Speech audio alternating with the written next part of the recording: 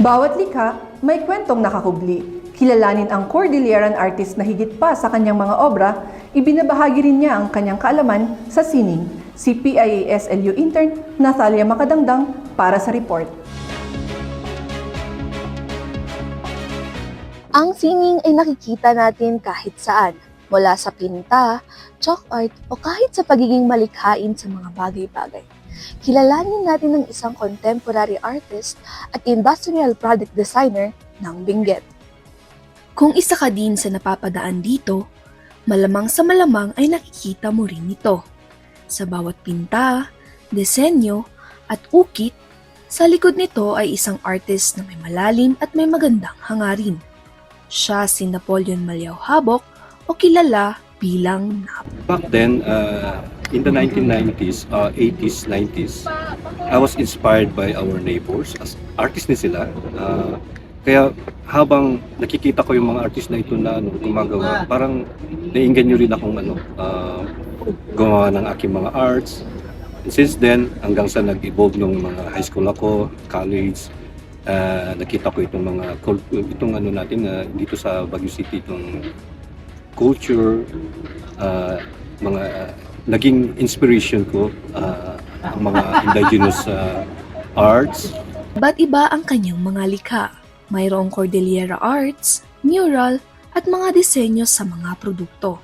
Aniya hindi lamang ito tumutulong sa kanyang kabuhayan, kundi pati na rin sa kanyang mentalidad. Laking bagay sa akin na talaga na itong art, itong passion ko as an artist, hindi pa rin nawawala. Even na nagtrabaho ako sa China as a designer, talagang napakalaking tulong sa akin.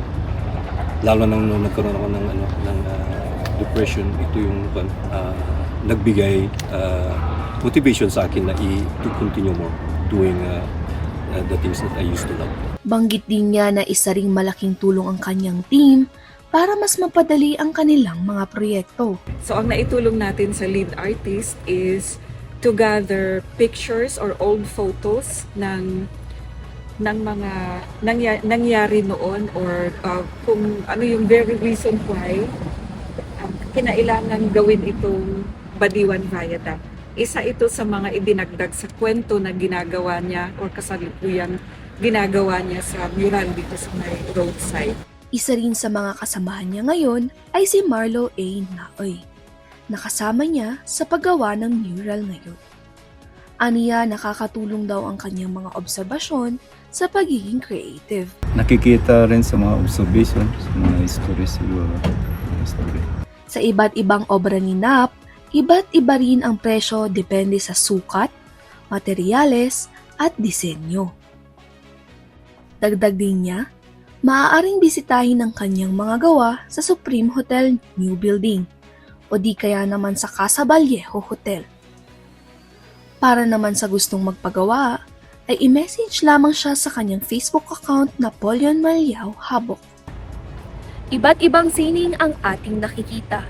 Sa likod nito ay kamay na patuloy na lumilikha. Sining na nagbibigay buhay sa iba at pagkilala sa kultura.